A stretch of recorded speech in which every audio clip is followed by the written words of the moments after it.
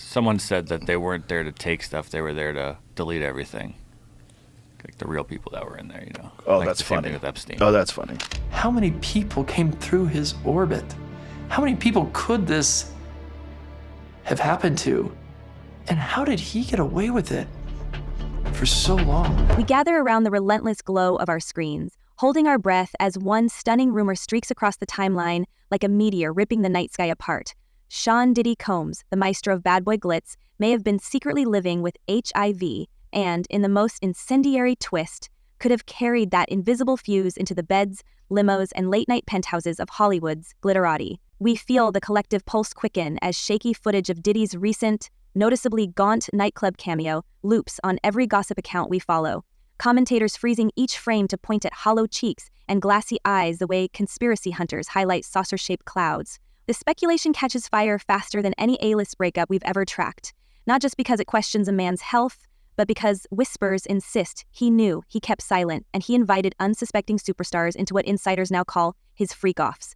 Those anything-goes marathons where intimacy and power did their dangerous dance behind locked hotel doors. Centerpiece of a lot of what happened during direct testimony were freakoffs.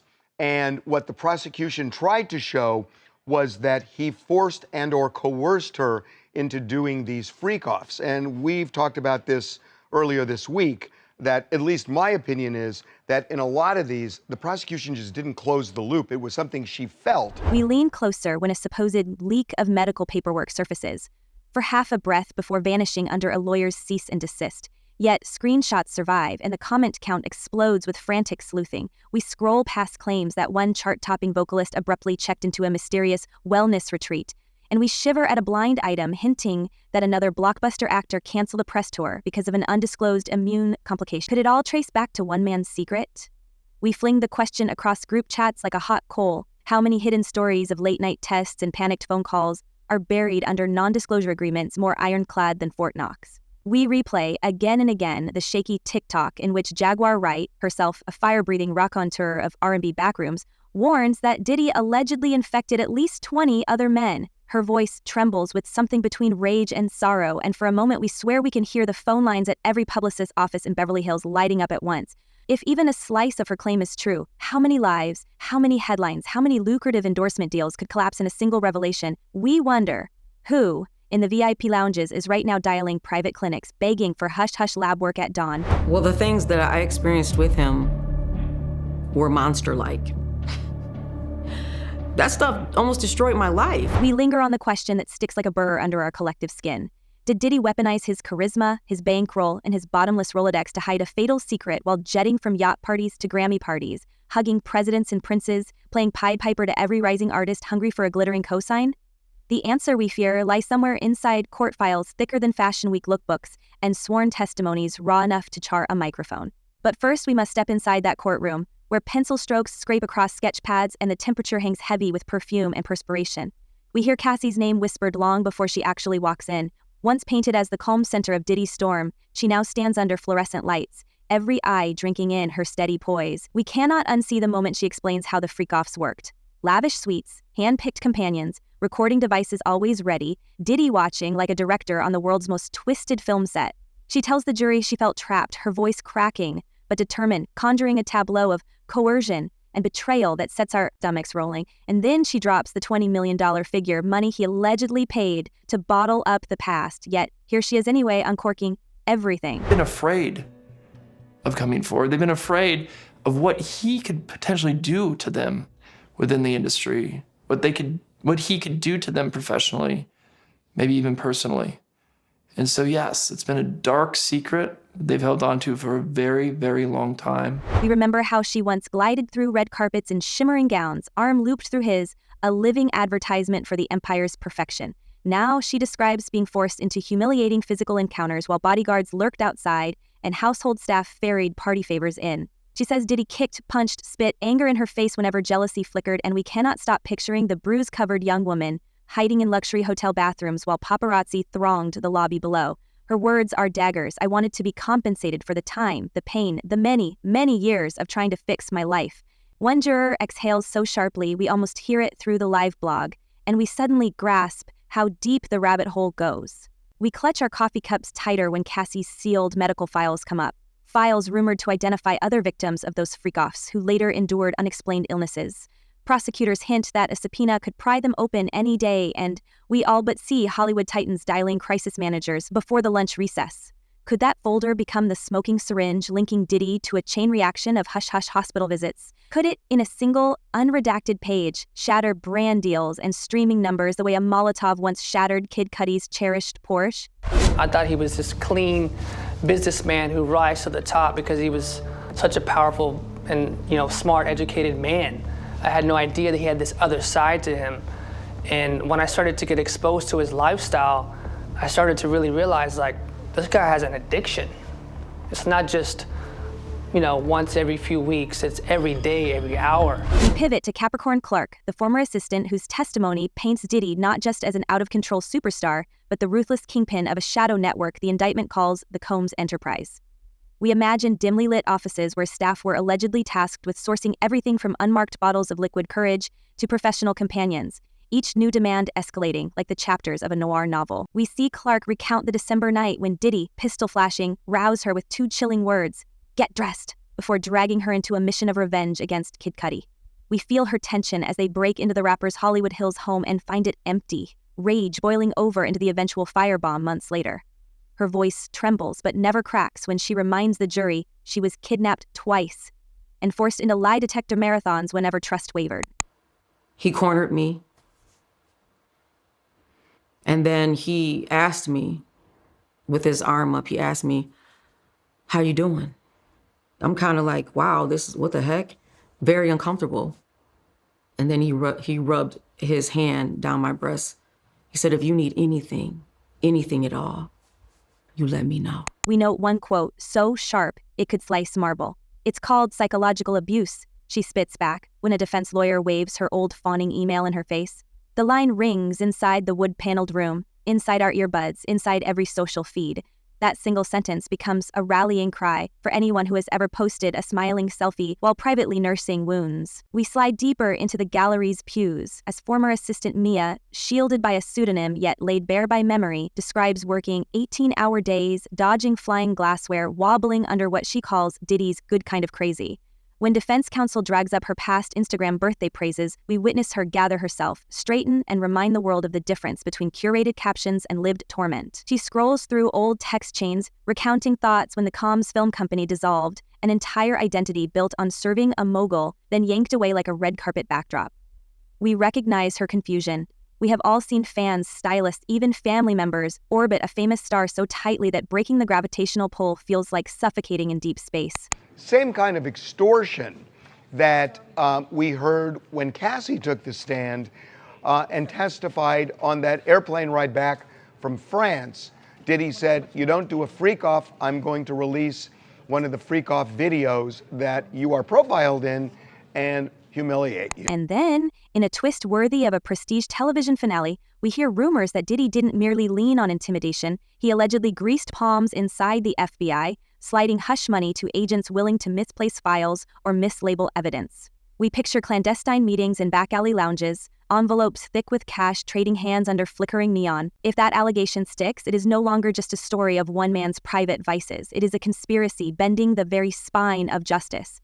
We imagine the domino effect. Federal oversight committees, agents hauled into hearings, every past favor dragged into daylight. How many sealed indictments might unlock if a single bribe is proven? How many careers inside the bureau teeter on a cliff edge tonight? That's what people were saying, and maybe everybody's a conspiracy theorist now, but that's what people are saying about the Diddy situation. Like when the feds rolled up, with the Hummers and shit, they were like, it wasn't about Diddy, it was about if there were tapes of powerful people there. Yeah. Oh, I'm sure. They were the ones that called. They're like, I need to protect myself, so go in there with all the things and rip any tapes or any evidence. We glance next toward the White House, where a swaggering ex-president teases the possibility of a pardon, smile curling like a cat. We marvel at the spectacle, 2 pop culture titans of New York, ruled by ego and headlines, circling one another in a theater of mutual benefit. The press corps swarms, cameras flash, and somewhere in a Brooklyn detention cell, Diddy might be smirking. Because nothing juicier for a remix exists than a potential clemency verse offered from on high, we wonder, will justice system whistles blow louder? or will politics drown them out in stadium-sized noise? Everybody who tells the stories like, I saw I go upstairs and these dudes are like right on the couch. Yeah. And then I go in this room and these guys are it's Yeah. like, And pros. Like, apparently he was getting male gigolos to girls. girls. Yeah, that was one of the rumors, like the Male freak off. So he would gigolos. hire the professional to have with the girls, and I think he would watch allegedly. Meanwhile, behind court doors, prosecutors thread the racketeer-influenced and corrupt organization statute through every sordid anecdote like a needle through flesh. 2 predicate offenses they keep repeating, 2 crimes to show a pattern, and the enterprise falls. We tally them like rubberneckers counting car crash victims. Forced labor, arson, obstruction, intimidation, illicit payoffs, transported companions, coerced intimacy. Each testimony adds another tile to a mosaic of degradation, a picture prosecutors hope will convince jurors that this was never random mayhem. It was business strategy. We fixate on that RICO framework because it reframes a glossy hip-hop empire as a mob-style syndicate. No longer is Diddy just a chart-topping icon. He becomes, in this narrative, a modern-day capo, ordering subordinates to silence dissent, torch evidence, and keep the freak off factory humming. We picture Velvet Rope Studios doubling as command centers, assistants dispatched to gather disposable phones, accountants booking untraceable flights, all of it running so smoothly, the outside world only saw diamond-crusted smiles. That he has with others, and just because no one else has been charged, which normally in a RICO case you would have others charged, it was a statute that designed to get mob bosses, trying to get at criminal behavior that's like a web of criminal behavior that you can't necessarily prove like the one thing or the statute of limitations expired on the other thing, but you're just showing this bad guy who's operating what's clearly an enterprise that over and over engages in criminal problems. Yet for every tale of terror, the defense claws back with old birthday scrapbooks and flattering social posts, trying to conjure doubt. They flash photos of Cassie giggling backstage with Wiz Khalifa or posing in Rick Ross's video. They ask, how oppressed could she have been if she networked with half the industry? But we, savvy viewers, know that trauma doesn't always wear a tear-streaked face. We have scrolled enough highlight reels to realize the brightest filters often cloak the darkest bruises. We cannot forget the hush-hush mention of professional companions allegedly flown in on one-way tickets, their passports held until they performed whatever tableau the ringmaster demanded. Some sources whisper that certain high-profile ladies later surfaced in private clinics complaining of mystery fevers, fueling speculation about viral exposure. We wonder how many non-disclosure agreements remain locked in desks, each page signed in a panic, each signature another mute witness to possible infection. We picture lawyers drawing up settlements at 3 a.m, blood work results tucked under stapled exhibits no one may ever see. Then comes Jaguar Wright's ominous tally. 20 men, maybe more, infected at freakoffs and silent out of dread. The internet roars, fans dig through timelines searching for cryptic health updates. One R&B superstar's canceled tour becomes suspicious. A Marvel lead's sudden weight loss sparks threads thousands of comments deep. We find ourselves connecting dots that could be random, yet the pattern refuses to fade. The question gnaws at us. If these allegations stand, what becomes of those unnamed victims' careers, contracts, personal relationships? Will they step forward once the courtroom doors fling open, or retreat deeper into non-disclosure dusk? Well, if he really was filming everybody, I mean, he had a lot of people at those parties, right? We swivel back to the firebombed Porsche, that fiery calling card outside Kid Cudi's drive. Prosecutors parade surveillance footage of a black SUV traced to one of Diddy's companies. We imagine the jurors' eyes widening as they realize the lengths a scorned mogul allegedly went to avenge a romantic slight. Flames, licking leather seats become metaphor. Step out of line and watch your world ignite. We shudder, picturing silent drivers gripping wheels, executing orders they dare not refuse. Was that explosive a love triangle tantrum or a calculated warning to anyone who might testify? Either way, the message blazed into rap mythology. Diddy always gets the last word. We think of Kid Cudi on the stand, voice steady yet shimmering with past dread, recounting how his dog was locked in the bathroom during the break-in, Christmas presents torn open like ravaged memories. We picture jurors picturing it too. Holiday lights blinking behind shattered glass, the scent of fear lingering long after the intruders left. The 90s. Music business. It's a lot of people. It's not just the music business. It's like, it's the extortion business. Well, yeah. I mean, the rap game was crazy. That's a thing a lot of people don't realize is like, back in the day, especially like early rap game, you weren't just going to play at what's the random theater that you would play in LA? What's like a We balance these tales with those of employees who admit complicity, security teams who arranged hotel rooms, assistants who procured party favors, insisting they feared for their livelihoods, maybe their safety, yet also admitted enjoying perks of the inner circle. Prosecutors call them the den of opportunists. Defense calls them unreliable. We call them evidence of a culture where glamour and menace danced cheek to cheek. Throughout it all, we hear two sentences that refuse to stop echoing. Cassie's tear-choked, "He got up and he left," describing the morning she says Diddy violated her one last time, and Mia's raw declaration, "That was the only world I knew." Those lines, drawn straight from sworn testimony, cut through the glitz like sirens in a silent night, reminding us that behind diamond-studded soundtracks, there beat real hearts, some now scarred beyond recognition. Exactly. You're just like, it's there. I mean, it's not just there. It's everywhere. My news feed is dominated by it. Fox News, CNN, everyone. There's raids at Diddy's house. We watch the prosecution prep its trump card. Rumored surveillance audio from freakoffs allegedly stored on encrypted drives in one of Diddy's abandoned condos. Washington whispers float that subpoenas already landed on cloud storage providers. Every tech blog we follow speculates on zero-day exploits and forensic recovery tools. Imagine, they say, if a single forgotten file contains proof of HIV-positive status discussed among insiders, or cash payment instructions for hush money, that could blow open not just this trial but a decade of hushed rumors about pop music's armored saint. We glide back to Diddy in court, head tilted, designer suit hanging loose after weeks of detention meals, eyes flicking toward the sketch artist's pad.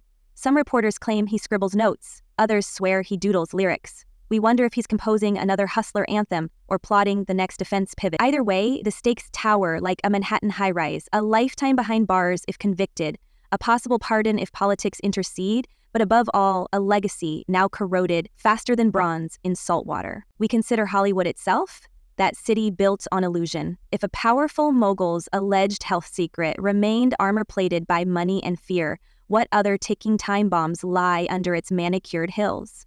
If settlements can buy silence, what does that say about every beaming red carpet photo we've cheered? We cannot unsee the pattern. Fame invites worship, worship breeds impunity, impunity seeds horror. And only when the cameras of justice finally swing around does the spectacle shift from fantasy to reckoning. Caligula. Okay, so then there's the question. It's like, can you take a completely normal person, give them power, and then they become that? Or does it take a power-hungry person that has this void that needs to be filled, and then when they are given that power, you see the worst version of them? Ask your CIA boy. I bet he's got the answers. I bet he knows the exact formula. To corrupting somebody or to... What happens? Like what happens to these people? We feel tremors spreading beyond music. A streamer quietly pauses a biopic project. A fashion house deletes archived Diddy runway clips. Corporate partners issue wait-and-see statements. The invisible virus of scandal spreads quicker than any pathogen, infecting balance sheets, ad campaigns, playlist placements. We imagine boardrooms at dawn, executives debating whether to scrub verses, rename cocktails, yank fragrance from shelves. How ironic, we think, that a man who once rapped, "Can't nobody hold me down," may now drag an entire segment of the entertainment economy into quicksand. We glance, almost guiltily, at the victims whose names we still do not know. The background dancers, the studio assistants, the professional companions flown in under cover of night. They never trended on X, never topped playlists, yet their fates hang on this verdict. Will they gain the courage to sue once the first domino falls? Will they fade into anonymity, believing the system still favors the billionaire's war chest? We admit we relish scandal, but we wrestle with our own complicity in clicking every lurid detail while actual healing lags far behind. As closing arguments draw near, we sense the prosecution sharpening a blade made from three key pillars: medical evidence pointing toward HIV history, the pattern of freakoffs as forced exploitation, and the violent intimidation that stitched it all together. The defense counters with claims of consensual adult fun, star-struck assistants embellishing memories, and money-hungry accusers chasing a payout. We imagine jurors huddled in deliberation, sorting truth from showmanship while headlines blare outside. Finally, we fast-forward to the night before verdict, when LA skies feel heavy as wet velvet and social feeds hum like power lines. We can almost taste the tension. Some whisper the feds have negotiated a last-minute plea if Diddy admits culpability on lesser counts. Others insist he will roll the dice. Betting his celebrity still dazzles enough to blind at least one juror. We press refresh endlessly, our hearts banging like nightclub subwoofers, knowing the story's climax could land any second. Of course. There's layers upon layers. When you get into these conspiracy theories, man, they never end. They never end. There's just layers upon layers. And now we stand here, breath hitching, realizing we've only skimmed the surface of an abyss that may yet swallow icons, executives, maybe entire labels whole. But we must pause, because the court door creaks open and the gavel hovers in midair. Whatever happens next may rewrite the rulebook for power, privacy, and consequence in the entertainment world. So we close with the question we can't shake. If the truth about those freak-offs and the silent plague they may have unleashed finally splashes into full daylight, will Hollywood's brightest stars burn away the shadows, or will they scurry for deeper caves? We'll be here, popcorn in hand, eye on every notification, until the final curtain drops and the credits roll on this unscripted saga. Stay bold, stay curious, and until we meet again in the comment storm, goodbye for now. May your nights be scandal-free and your secrets safe, unless, of course, they're destined to blow up the next headline we can't live without.